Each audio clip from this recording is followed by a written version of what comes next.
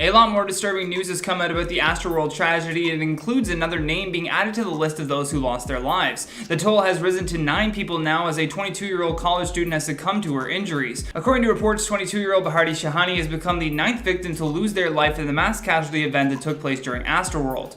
She was a student at Texas A&M University and was attending the concert with her cousin and younger sister. Over the past few days, she had been kept on a ventilator and in critical condition because of the injuries that she had suffered at the concert headlined by Travis Scott. Her younger sister told news outlets, "This was her first music festival, our first music festival. She was looking forward to it and she had her outfits planned." Attorney Mohammed Nabulsi also announced her passing at a news conference and said that she was the glue that held her family together. Her sister said that going to this concert was really her first ever break to just have fun and let loose, adding, "For the first time in her life, she just wanted to have fun and that was taken from her." Now this story gets even more disturbing as more details come out. Several audio clips have surfaced recently, and in those emergency calls, you can hear the first responders were desperate to get Travis Scott fans to help them call for the show to end so those needing serious medical attention could get it. In the clips, you can hear Houston police and other medical personnel describing the issues of crowd crushing and fans passing out. During a different radio transmission that went out, emergency workers can also be heard saying that a lot of people were being knocked down at the front of the stage. Now, at this moment, there are two big questions on the table. How did these 9 people lose their lives, and how did communication break down this much between emergency responders and the people organizing this show? What's wild is that TMZ broke a story where you can see Houston police officers at the front of the stage just calmly taking videos and photos of Travis Scott and Drake on stage as they hyped up the crowd. This was between 9:57 p.m. and 10:02 p.m. Now the problem with that time frame is that the Houston fire chief declared that this was a mass casualty event at 9:38 p.m. So if those police at the front of the stage had no idea what was going on, I really doubt Travis or anyone running the show did either,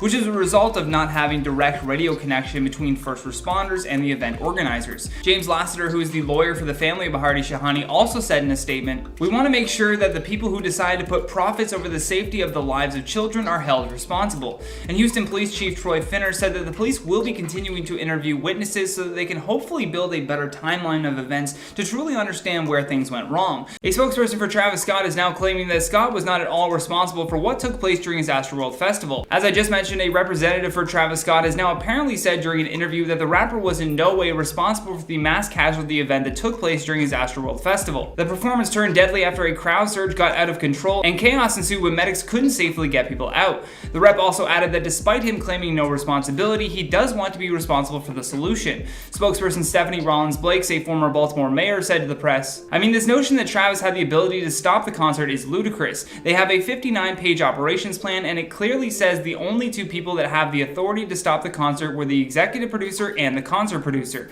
She then goes on to say, "He was not responsible for this, but he wants to be responsible for the solution. And I'm here to make sure that we can connect the dots and to make sure that this tragedy, that there's a lesson out of this tragedy, and something like this doesn't happen again." She also reiterated that Travis had no clue as to what was happening until hours later. Travis Scott defenders also always point to the videos of him stopping the performance to check on concert goers. Rollins-Blake added that even in stopping the performance, Travis could not fully tell what was happening in the crowd. When asked about the grieving families and if there has been some communication between them and Travis, the representative replied, "Oh, absolutely." She goes on to say, "He's reached out to all of the families. I've reached out to the latest unfortunate victim to let them know that in their time, he's there. He's here to help if they want it." And as most of you know, the number of people who lost their lives at this festival has risen to 9 people after news broke that 22-year-old Bahari Shahani had succumbed to her injuries. Fire Chief Samuel Pena, though, gave some pushback to those statements made in defense of Travis Scott and said, "We all have a responsibility. Everybody at that event has a responsibility, starting from the artist on down. At one point, there was an ambulance that was trying to make its way through the crowd, and the artist has command of that crowd," which is something that I've been pointing to a lot lately in our videos about this. In the video Top 10 Celebrities That Save Fans from Danger, I show multiple artists that were able to stop even bigger crowds than Travis's to help someone in the audience.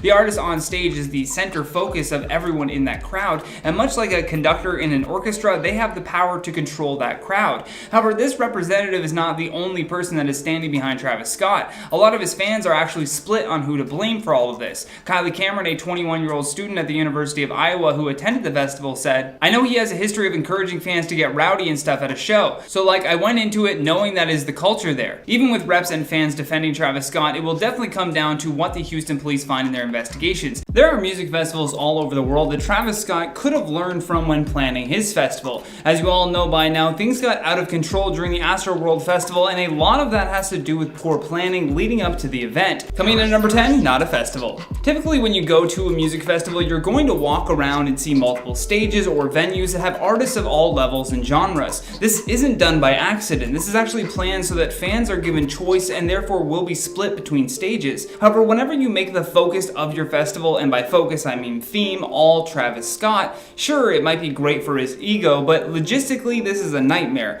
If you go to Astroworld, of course you're going to want to see Travis Scott, and this is why there were 50,000 people all jammed into one area. However, if he had, let's say, Cardi B or someone else performing on another stage around the same time of his set, this could have split up the crowd a lot more. I'm sure there would still be lots of people, but it wouldn't have been this extreme. However, this does lead me to my next point. Coming at number 9, poor planning. According to the fire chief, they say that Energy Park, where this event was hosted, could have held up to 200,000 people, but that it was limited to just 50,000. So even in knowing what the venue could hold and what their capacity was, they still failed to properly organize. Reza Germani, a veteran Los Angeles festival promoter, spoke about the importance of dividing crowds between stages and said, "If you've got favorable artists on different stages at the same time, then the crowd will be split. You've got to have secondary options for stages and other talent." And according to the Washington Post, the Astroworld organizers only filed some plans on what they were doing just days before the festival started. In their filing, they also included a one-page security plan and said that 26 police officers were assigned to do crowd control and 60 were assigned to do traffic control.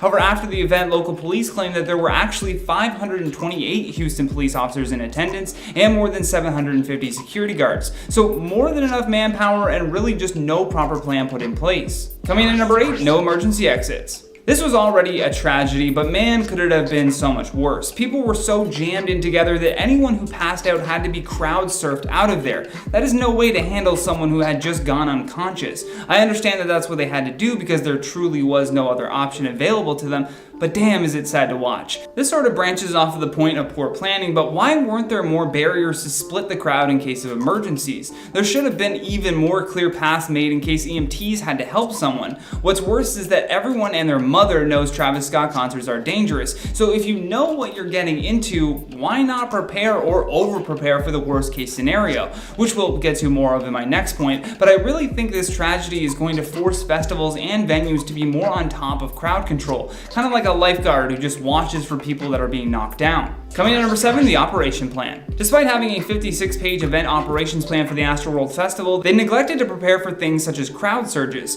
The plan had protocols for other dangerous scenarios such as severe weather, an active shooter, or bomb threats, but nothing to prepare themselves for what ended up taking place. What's more bizarre is that in the plan, they even have a section that talks about the possibility of a riot. However, they only briefly touch on how this should be taken seriously, but provide no protocol for when this occurs. In the plan, it says, "In any situation where large groups of people are gathering, there is the potential for a civil disturbance/riot that can present a grave risk to the safety and security of employees and guests. The key in properly dealing with this type of scenario is proper management of the crowd from the minute the doors open. Crowd management techniques will be employed to identify potentially dangerous crowd behavior in its early stages in an effort to prevent a civil disturbance/riot." However, now authorities are investigating if any of this was followed at all. Coming number 6, no staff radio. Another big reason for this event becoming a disaster is the lack of accessible communication. According to Mary Langton, who is the president of the Houston Professional Firefighters Association, she said that firefighters tried to obtain a radio from the festival organizers to just have direct contact with them, but instead they were just given a list of phone numbers. This list of cell phone numbers was meant to be used in the event of an emergency, but the problem with that is lines become busy, signals can be bad in areas, or perhaps the person you're trying to reach just doesn't hear their cell phone. So many issues with this line of communication at an event. If radios were being used instead, they could have at least had a direct line to the people running the show and shut things down the moment an ambulance was trying to make its way through the crowd. Coming number 5, overworked medics. A woman named Madeline Eskins, who attended the concert and confirmed with the press that she was an ICU nurse, said that after she was being crushed by the crowd near the front of the stage, she fell unconscious. She then apparently was crowd surfed out of the packed area and woke up with a water bottle in her lap and no clue as to what just happened. As she looked around, she claims to have witnessed other people being carried out with their eyes rolled back and bleeding from their nose and mouth. A security guard then even asked her to help them resuscitate other people who had been pulled out of the crowd as well. She goes on to say in a post about the event, "Some of these medical staff had little to no experience with CPR, didn't know how to check a pulse, carotid, or femoral. She said some people who had pulses were getting unneeded CPR, but that there weren't enough people to do CPR on individuals that were actually pulseless,"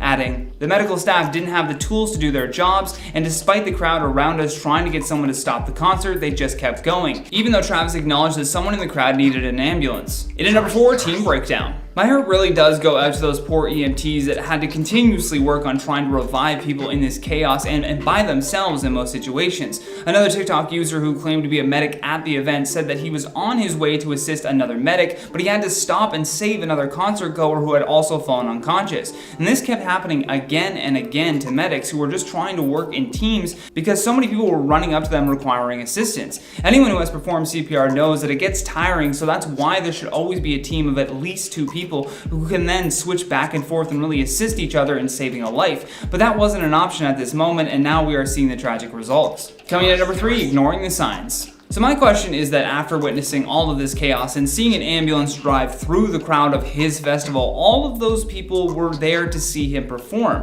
So in a few words, Travis could have easily controlled that entire crowd and calmed things down. He even stopped the show a few times, noticing when someone had passed out, but I just don't get how you can see that happen and then go on to tell people who want the show to stop that, quote, "You know why you came here." He then told the crowd that he wanted them to make the ground shake, which must have just been the most terrifying thing in the world if you've been knocked down on the ground and you can't get back up. There were also so many horrible videos of people being carried out of the crowd, and meanwhile Travis is just doing the robot up on a platform like nothing is wrong. Coming in number 2, the insurance policy. According to a report from TMZ, NRG Park, which is the venue that hosted Astroworld, only has an insurance policy totaling $26 million, which is nowhere near what they're going to need in order to pay for the hundreds of injuries and what they owe to the families of the deceased. Within the policy, it provides $1 million for primary coverage, and then it has a $25 million umbrella attached. But like I said, with more than 300 injured and 8 people confirmed to have lost their lives, the damage could be in the hundreds of millions of dollars.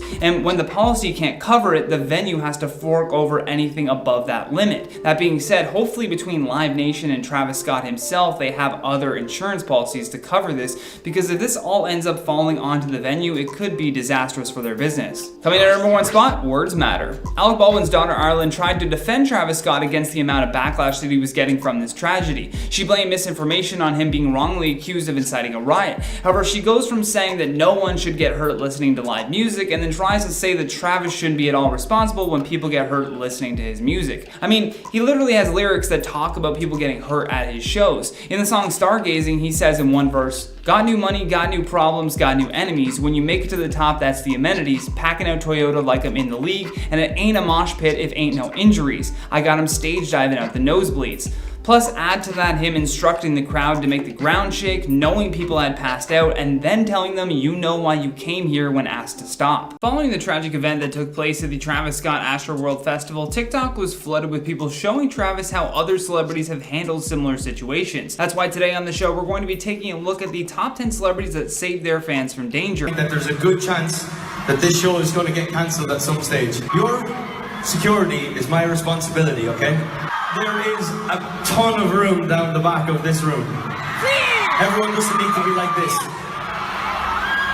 And we don't want anyone getting hurt or squashed, and this swaying is very dangerous. And it's not going to work for the rest of the night. Let's organize this before we go any further, okay? Coming in at number 10, Niall Horan. In the wake of the disaster that was Astroworld, TikTok users have been posting a lot of examples showing how things could have been handled. One Direction's Niall Horan did an excellent job of ensuring the safety of his fans when he noticed things getting out of control. Back in 2018, during a performance at Mexico City's Pepsi Center, Niall stopped the show so that he could bring attention to people getting reckless in the crowd. He says in the clip, "There's a good chance this show is going to get canceled at some stage. Your security is my responsibility. There is a ton of room down the back of this room. We don't want anyone getting hurt or squashed. This swaying is very dangerous. Let's organize this before we go any further." With people in the comments adding that artists should learn to spot signs that the crowd is going to be getting out of control, much like how Niall pointed out that the crowd swaying was getting dangerous. Stop. Someone's fainting again. Excuse me, medic, right in the middle.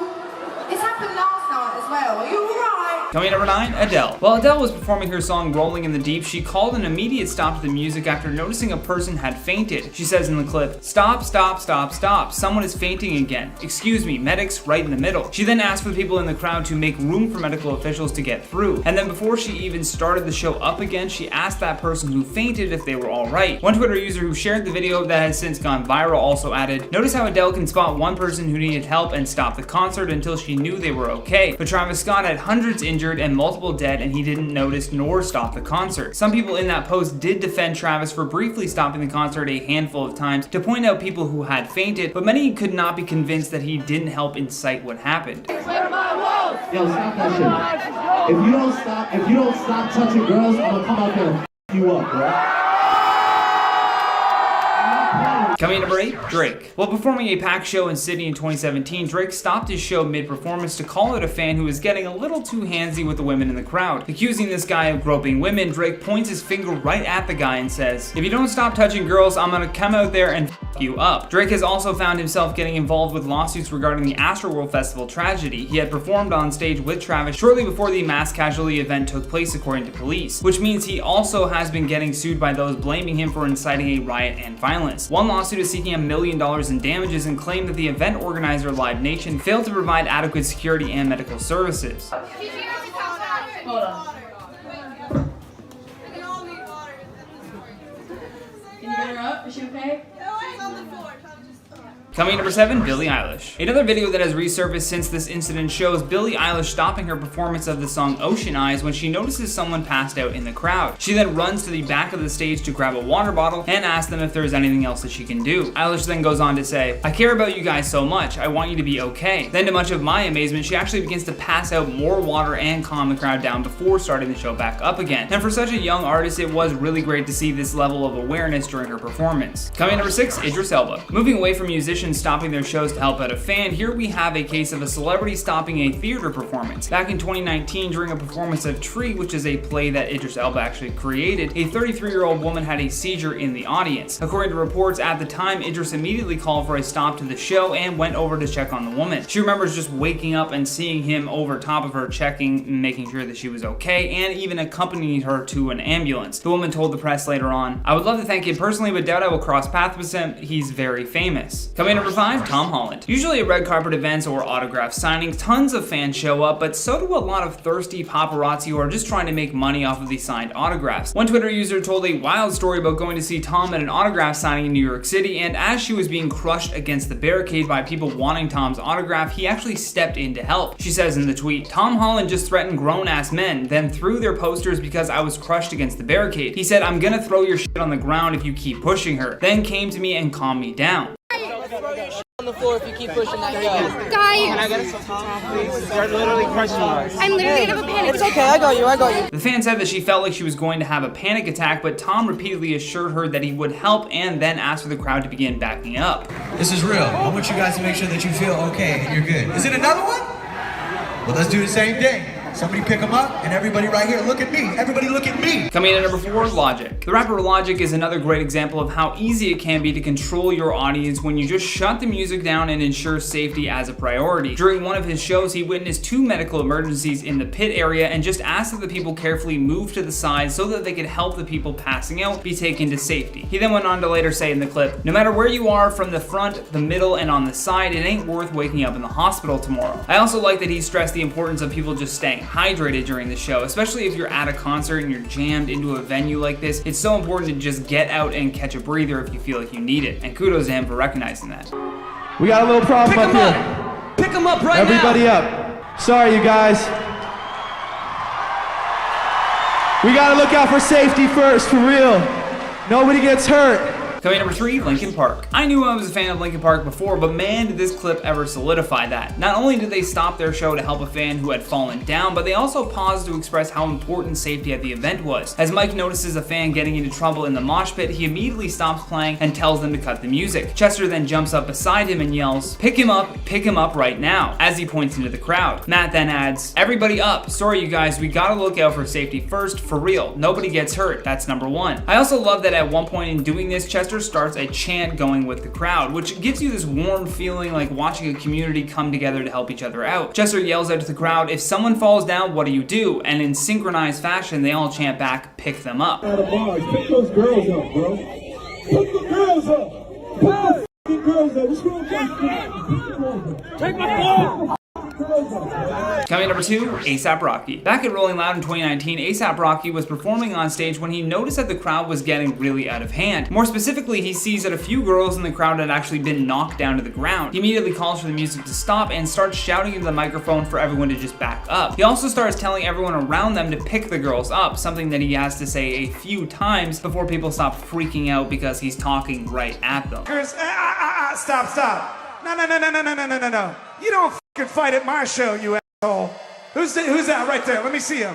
Who's fighting right now? And last but certainly not least, on our number 1 spot, Foo Fighters. During a Foo Fighters performance at the iTunes Festival in 2011, Dave Grohl noticed that some fans were actually fighting in the middle of the mosh pit. He then called for a stop to the show just so that he could call them out. Not only that, but he demanded that the guy in the striped shirt that was actually starting the fights leave his show immediately. His demeanor was incredibly serious as he reminded the audience that no one should be coming to his shows to fight, and that to guarantee everyone else has a good time, he was going to make an example out of this dude. Needless to say, he was met with a massive cheer from the crowd.